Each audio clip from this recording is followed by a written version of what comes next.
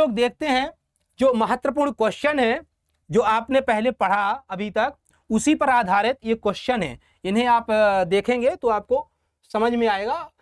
अब देखो पहला क्वेश्चन क्या है, which of the following word is not included in the preamble of the constitution of India.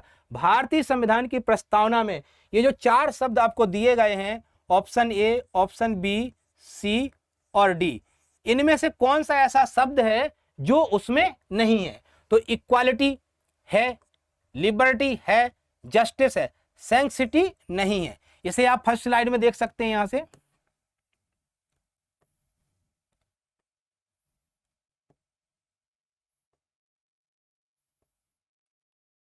ये इसमें जितने शब्द हैं ये आपको एक एक शब्द याद रखना है। इसमें sovereign, socialist, secular, democratic, Republic, justice, liberty, equality, fraternity और डिग्निटी, यूनिटी, इंटीग्रिटी, ये सारे शब्द हैं। तो ये सभी शब्द इसमें हैं।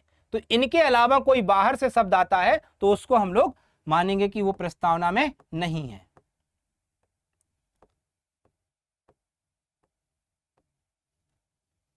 तो कौन सा आंसर होगा इसका? सैंक्टिटी नहीं है प्रस्तावना में।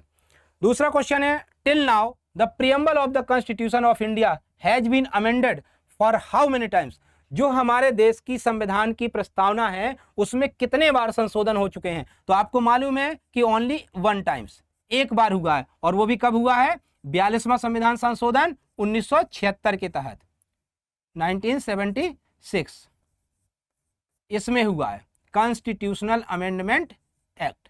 42वां संविधान संशोधन 1976 के तहत एक बार, केवल एक बार ही जो है प्रस्तावना में संशोधन हुआ है।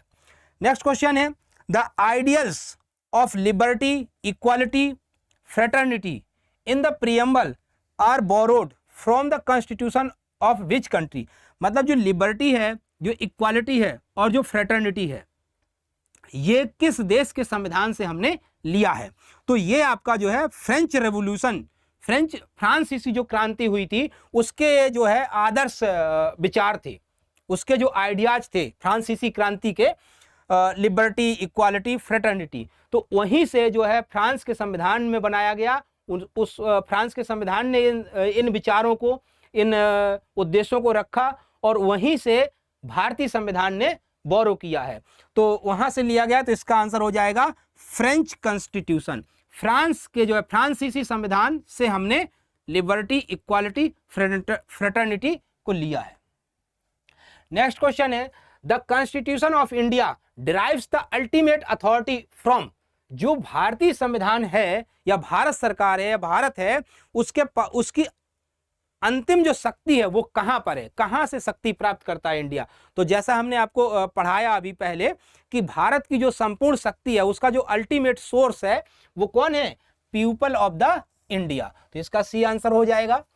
नेक्स्ट क्वेश्चन है, which of the following statement is not true. ये जो स्टेटमेंट दिए हैं इनमें से कौन सा स्टेटमेंट ट्रू नहीं है? पहला ऑप्शन है, the date of implementation of Indian constitution is November 26, 1949। तो ये आपका सही है कि गलत है, ये पहचानना है। दूसरा है, the secular word was added by the 42nd constitutional amendment act. Third है, the 42nd constitutional amendment act was done in 1976।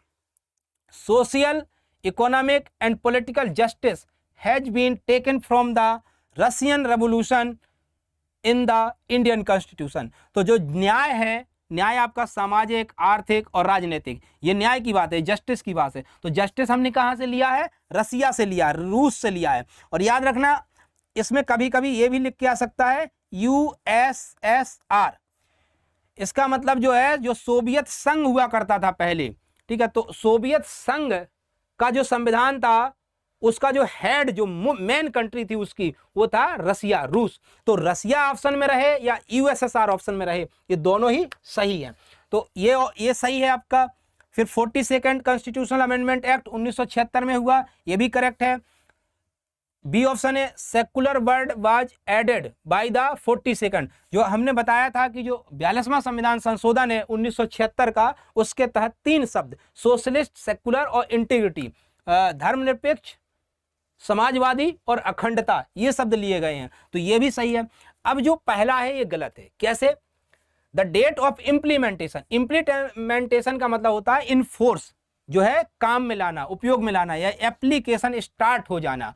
तो ये हमारा हुआ था 26 जनवरी 1950 को। तो इसलिए जो इम्प्लीमेंटेशन है वो 26 जनवरी 1950 है, और जो एक्सेप्टेंस है वो 26 नवंबर 1950 है। तो इसलिए हमारा ए आंसर इसका बनेगा, क्योंकि यही हमारा गलत है। इसका होना चाहिए 26 जनवरी 1950। नेक्स्ट क्वेश्चन है, which year is related to Berubari case.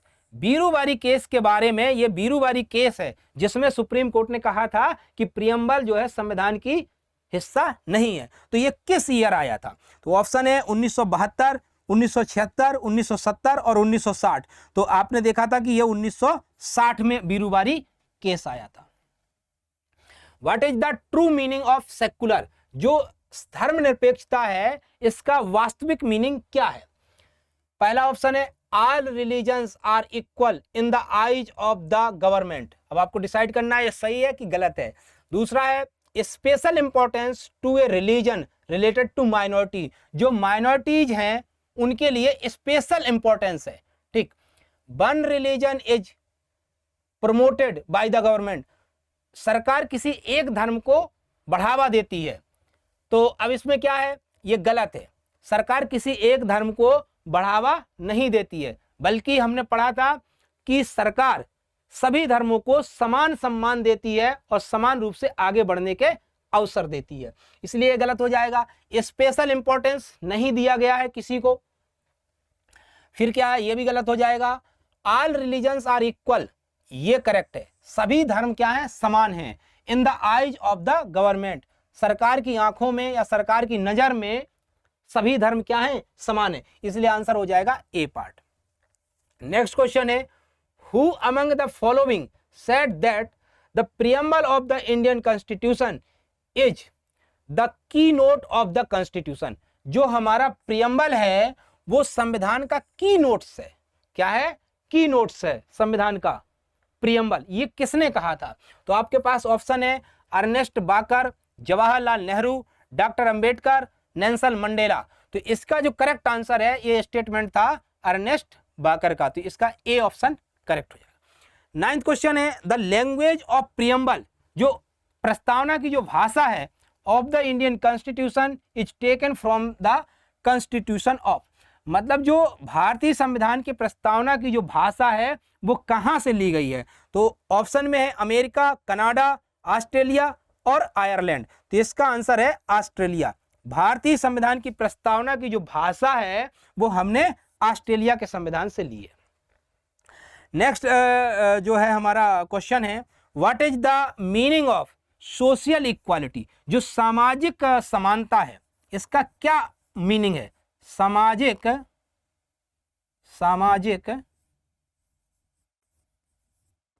समानता। तो सामाजिक समानता का क्या अर्थ है, क्या मीनिंग है, ये आपसे पूछा जा रहा है।